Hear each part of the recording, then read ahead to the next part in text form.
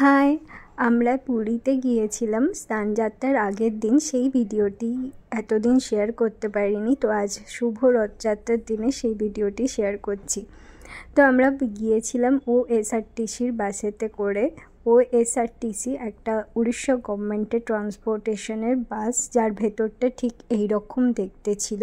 কিভাবে কি বুকিং করতে হবে সেটা ডিটেলসে বলে দিচ্ছি, কারণ এই বাসটি আদার্স সাইট থেকে বুক করা যায় না, যেমন রেড বাস অ্যাপস বা অ্যামাজন থেকে এটা বুক করতে যায় না। তো প্রথমেই দেখলেন যে আমি ওএসআরটিসি লিখে নিয়ে সার্চ করলাম ক্রোমেতে, তো খুলতেই এইরকম একটা পেজ চলে এলো গভর্নমেন্টের সাইট। সেখানে আমি two station are from station properly লিখে নিয়ে যেদিন আমি যেতে চাইছি সেই দিনকার ডেটটা দিয়ে দিলাম। দিয়ে এবার আমি বাসের চেক অ্যাভেলেবিলিটি দেখব, কেমন কি সিট পজিশন পাচ্ছি। তো সেই মতন আমি আমার সিট সিলেক্ট করে নিয়ে তারপরে আমার পেমেন্ট অপশনের দিকে এগোবো।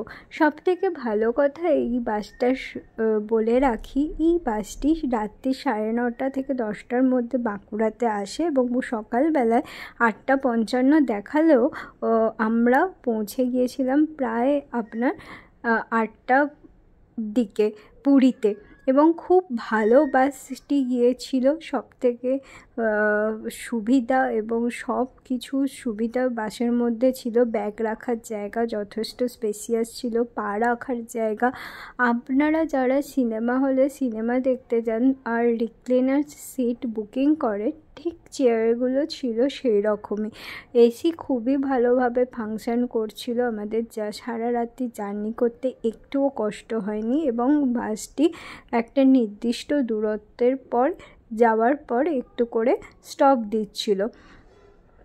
সবথেকে ভালো ব্যাপার হলো তখন রাত্রি প্রায় 11টা কাছাকাছি হবে, আমরা বিষ্ণুপুরে এসে পৌঁছেছিলাম। সেখানে হাইওয়ে ধাবাতে আমাদের বাসের প্যাসেঞ্জাররা যারা আসানসোল থেকে আসছিলেন তারা ডিনার করেছিলেন, বাসের ড্রাইভারও ডিনার করেছিলেন। এই বাসের সাথে সাথে যে ধাবাতে যখন আমরা পৌঁছেছিলাম তখন দেখলাম এখানে যতগুলো বাস দাঁড়িয়ে আছে সব কটা বাসই পুরীতে যাচ্ছে।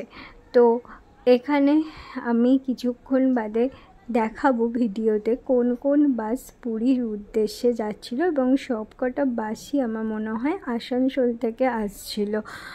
আর এই দেখুন হাইওয়ে ধাবার বাইরের অ্যাম্বিয়েন্সটা আমার খুবই ভালো লেগেছিল। যেহেতু মঙ্গলবার ছিল তাই সৌম্য একটা চিকেন পকোড়া চা নিয়েছিল, আমি শুধু চা নিয়েছিলাম।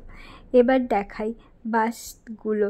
এটা হচ্ছে ডলফিন বাস, ওর বুকিং সাইটের গায়েতেই লেখা আছে। তারপর ছিল শ্যামলী, এর পেছনে দাঁড়িয়েছিল আমাদের ওএসআরটিসির বাস, তার পেছনে ছিল এক্সপ্রেস লাইনের বাস আর তার পেছনে ছিল গ্রিন লাইনের বাস। এবং অদ্ভুত একটা ব্যাপার আপনি লক্ষ্য করবেন, যেহেতু এই বাসগুলো রেড বাস বা অ্যামাজন বা অন্য কোনো বুকিং সাইটের থ্রুতে বুকিং করা যায়, তাই এই বাসগুলো প্রত্যেকটাই সিট ফিল ছিল এবং এদের ভাড়া যথেষ্টই বেশি। যেক্ষেত্রে ওএসআরটিসি বাসে মাত্র 20 থেকে 25 জন প্যাসেঞ্জার নিয়ে রান করছিল। আর বাসের মেল প্যাসেঞ্জারদের ভাড়া 1100 টাকা। হ্যাঁ, আমি ডবলবার করে উচ্চারণ করলাম জিনিসটা, যে মেল প্যাসেঞ্জারদের ভাড়া হচ্ছে 1100 টাকা, ওয়ারএস যেখানে মহিলাদের হাফ টাকা লাগে, আমার লেগেছিল 580 টাকা।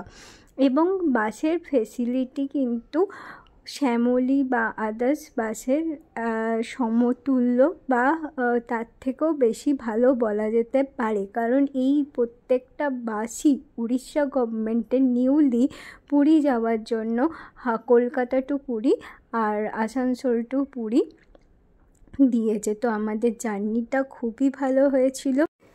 আপনাদের যদি এই ভিডিওটি ভালো লেগে থাকে তাহলে অবশ্যই করে লাইক, শেয়ার, কমেন্ট, সাবস্ক্রাইব করে দেবেন আমার চ্যানেলটিকে।